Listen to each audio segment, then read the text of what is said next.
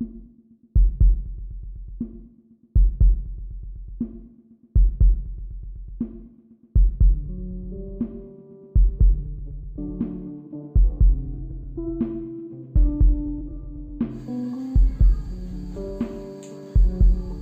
प्यारे बच्चों, आप सबका गोस्वामी ऑनलाइन क्लास में हार्दिक स्वागत है। उम्मीद है आप सब बहुत अच्छे होंगे, स्वस्थ होंगे। आज मैं आप सबके बीच में कक्षा 7 विषय पर्यावरण और हम के अध्याय 1 हमारा पर्यावरण को जानेंगे और समझेंगे। पर्यावरण क्या है? पर्यावरण का शाब्दिक अर्थ होता है परिजोड़ आवरण। परि का अर्थ हुआ चारों तरफ, आवरण का अर्थ हुआ घिरा हुआ, अर्थात चारों तरफ जो भी वस्तुएं आपको दिखाई देती है, जो घिरी हुई है, वे पर्यावरण कहलाते हैं। पर्यावरण का क्या है?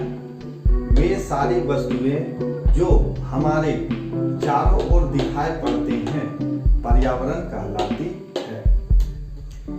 तो ये जो वस्तुएं आप पर्यावरण के में देखते हैं, अपने घर के आसपास, स्कूल के आसपास, मैदान में, जंगल में, रास्ते में, जहां भी आप अपने चारों ओर जितने भी वस्तुएं देखते हैं वे सभी पर्यावरण के अंतर्गत आते हैं। कुछ वस्तुओं का निर्माण प्रकृति ने किया है और कुछ वस्तुओं का निर्माण मानव ने किया है। प्रकृति ने, जैसा आपने देखा होगा, पहाड़, नदी, सूर्य, तारे, जंगल, पेड़ पौधे, ये सारे वस्तुओं का निर्माण प्रकृति ने किया है। जबकि मानव का अर्थ हुआ मनुष्य ने सड़क, घर, रेल, कपड़े, कलम, पुस्तक, ये सारे मनुष्य के द्वारा बनाए गए ये सारे चीज जो आते हैं आपके चारों ओर, जो आसपास दिखाई देते हैं, इसे ही हम पर्यावरण कहते हैं। तो आप जो कह सकते हैं कि जो आप अपने घर के आसपास मैदान में, खेल के मैदान में, जंगलों में जितनी भी तरह की वस्तुओं को आपने देखा, वे सभी पर्यावरण के अंतर्गत आते हैं। तो पर्यावरण का अर्थ यह होगा बच्चों कि वे सारी वस्तुएं जो हमारे चारों ओर दिखाई पड़ते हैं पर्यावरण कहलाते हैं। अर्थात चारों तरफ जो घिरा हुआ है वही पर्यावरण है। एक छोटा सा आपके पुस्तक में कहानी दी है, उसी कहानी की शुरुआत हम करते हैं। नीलू 2 साल के बाद गर्मी की छुट्टियां मनाने अपने नाना नानी के यहाँ जाती है। उम्मीद है कि आप सब भी जाते होंगे। जहां नीलू ने देखा कि 2 वर्ष में यहाँ सब कुछ बदल गया है, अर्थात 2 वर्ष पहले जो देखी थी और जो अब 2 वर्ष के बाद जब जाके देखती है तो अंतर आया। वह उस पेड़ को ढूंढ रही थी जहां पर वह अपने छोटे भाई बहनों के साथ झूला झूलती थी।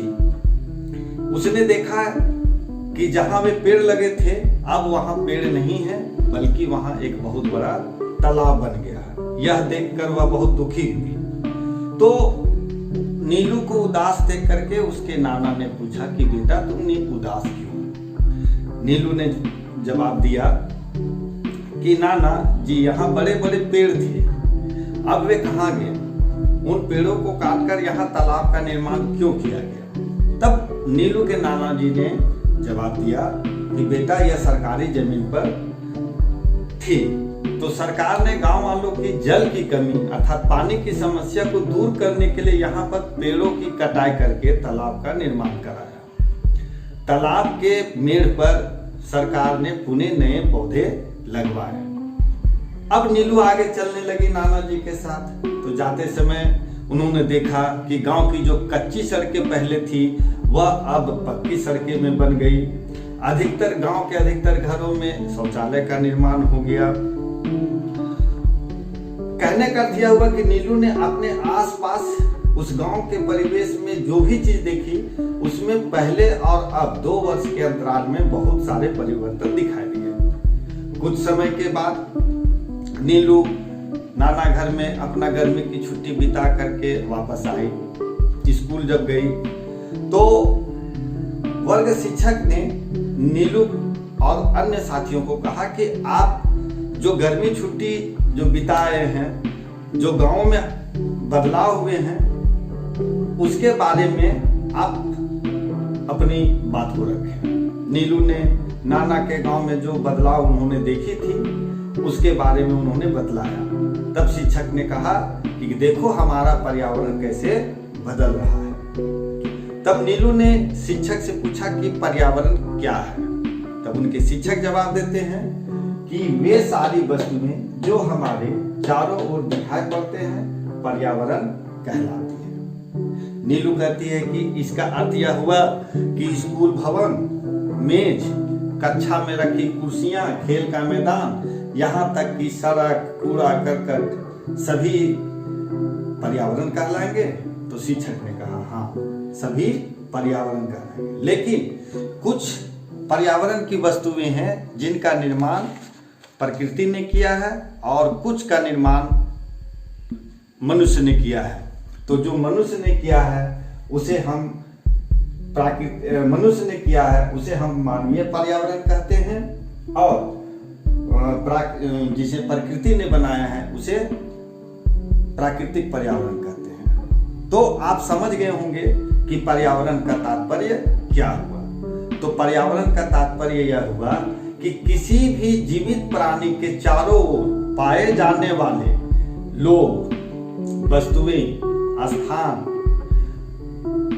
प्रकृति आदि जो हमारे दैनिक जीवन को किसी न किसी रूप में प्रभावित करते हैं पर्यावरण कहलाते हैं। आप समझ गए होंगे बच्चों, मैं पुनः दोहरा रहा हूं इसकी कि किसी भी जीवित प्राणी के चारों ओर पाए जाने वाले लोग, वस्तुएं, स्थान, प्रकृति आदि जो हमारे दैनिक जीवन को किसी न किसी रूप में प्रभावित करते हैं पर्यावरण कहलाता है।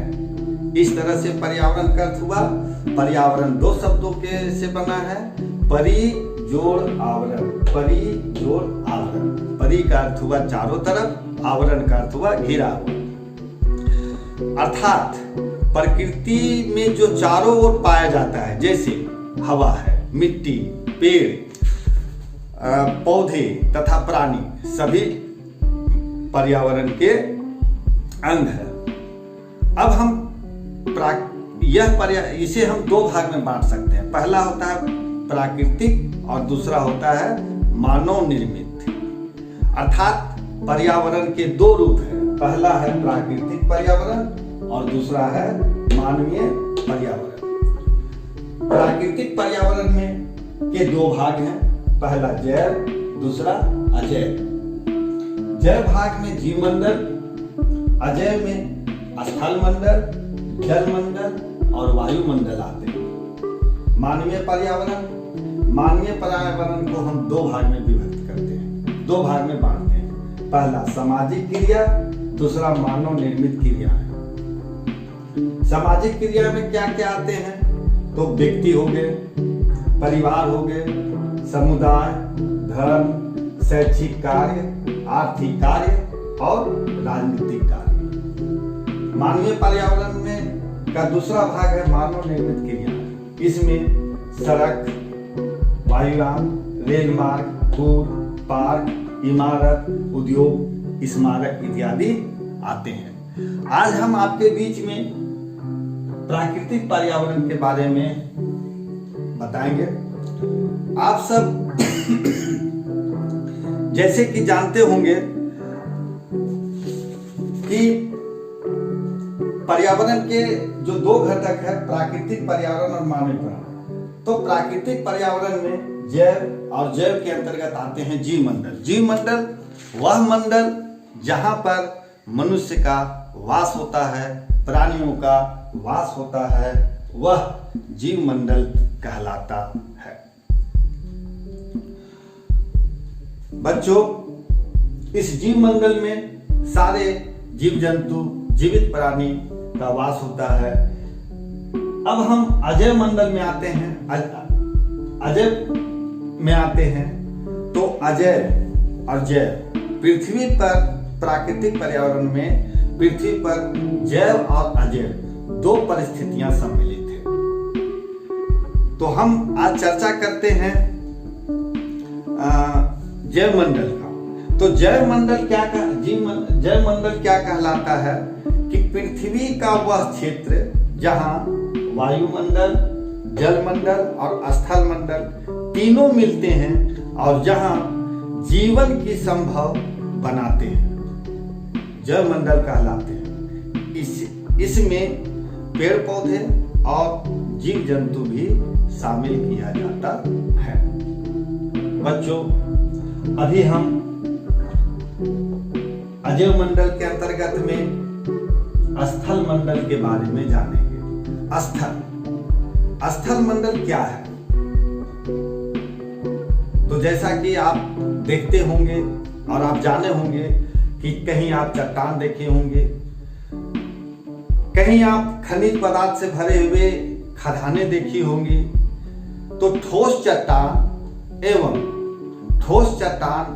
खनिजों से बनी हुई पृथ्वी की सबसे ऊपरी परत को स्थल मंडल कहते हैं।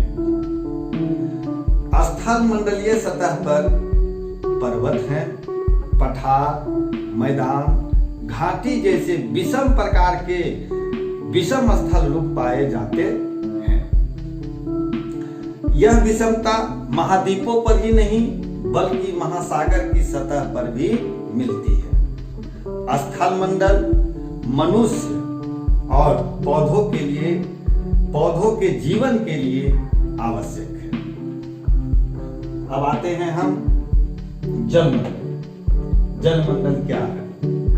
तो विभिन्न अवस्थाओं ठोस, द्रव एवं गैस में पृथ्वी पर उपस्थित जल का वह संपूर्ण क्षेत्र, विभिन्न अवस्थाओं ठोस, द्रव और गैस में पृथ्वी पर उपस्थित जल का संपूर्ण क्षेत्र जल मंडल कहलाता है।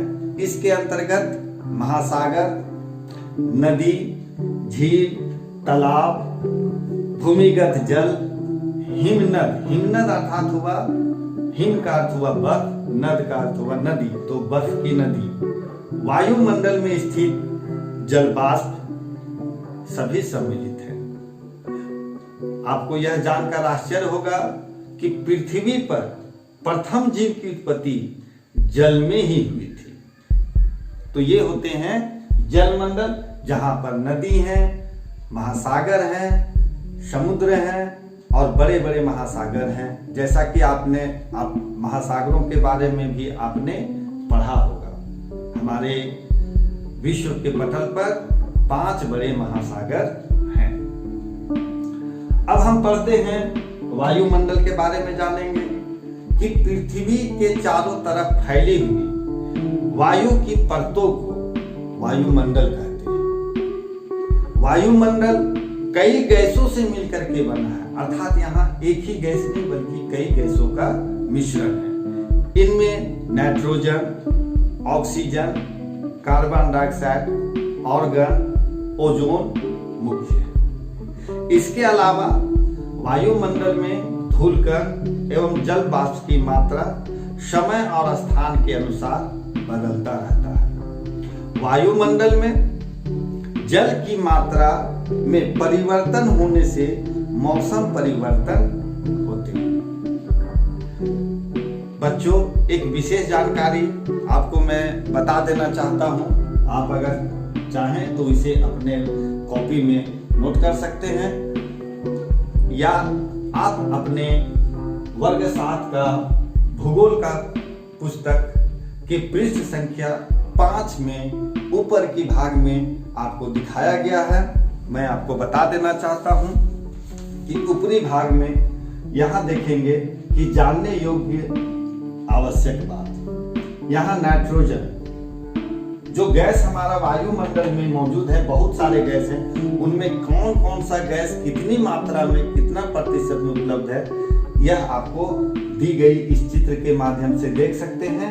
तो नाइट्रोजन 78% मौजूद है, ऑक्सीजन 21% है, आर्गन 0.93% है, कार्बन डाइऑक्साइड 0.03% है, नियोन 0.0018%, हीलियम 0.0005%, ओजोन 0.00006%, हाइड्रोजन 0.00005%।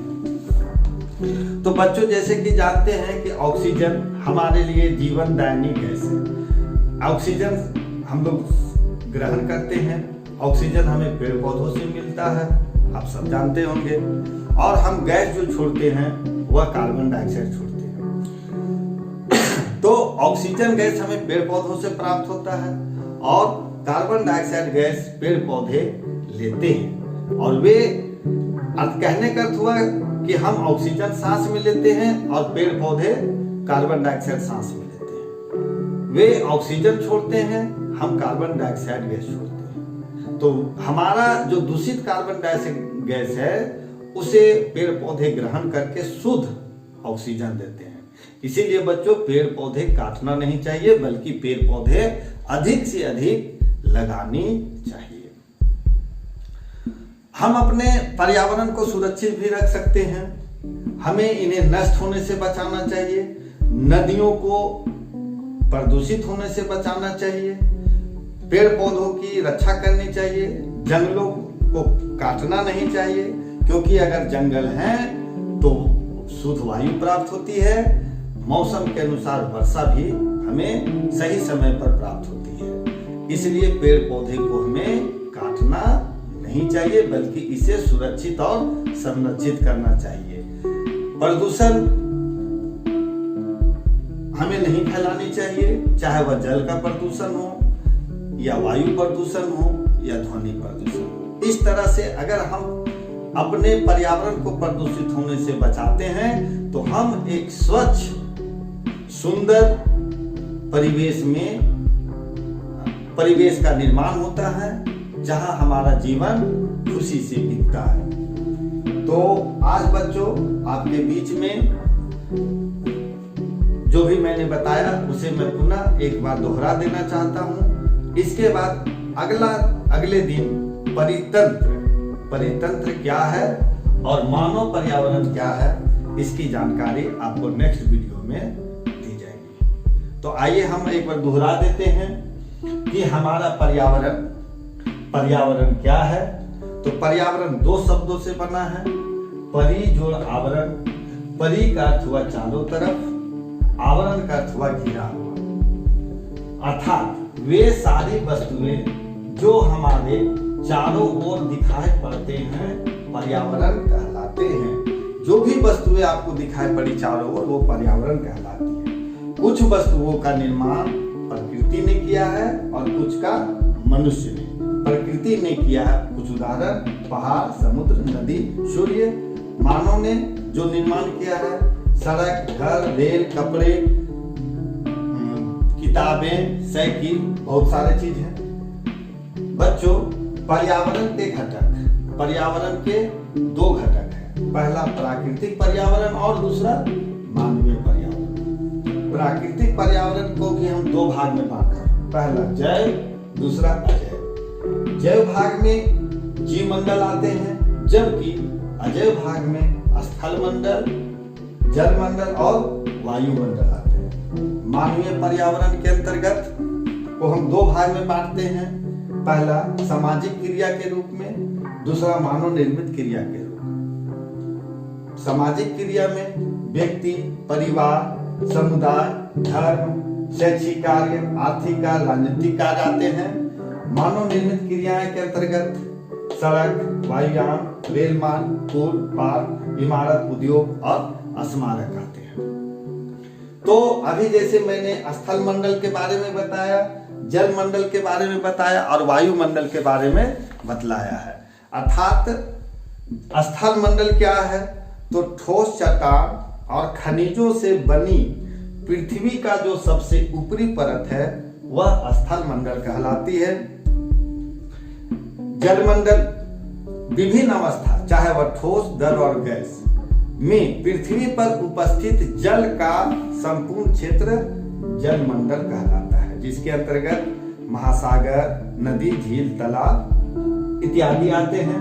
स्थल मंडल के अंतर्गत आते थे पर्वत, पहाड़, मैदान। अब आते हैं वायुमंडल। तो पृथ्वी के चारों तरफ फैली हुई वायु की परतें अर्थात हवा की परतें को वायुमंडल कहते हैं। वायुमंडल में कई गैसों से बना है, जिनमें nitrogen, oxygen, carbon dioxide, argon, ozone इत्यादि मुख्य हैं। प्यारे बच्चों, उम्मीद है आप सबको आज जो मैंने आपको पर्यावरण के बारे में बताया है आपको अच्छा लगा होगा और आप इसे जरूर समझे होंगे, सीखे होंगे। अगर आपको परेशानी हो, किसी भी तरह की समस्या हो, तो आप सब मुझसे संपर्क कर सकते हैं। अब हम मिलते हैं पर्यावरण के अगले भाग में, अगले दिन, अगले वीडियो में, जहां आपको इसके आगे की भाग में बताई जाएगी और संबंधित पाठ के प्रश्न उत्तर को बताया जाएगा। धन्यवाद बच्चों।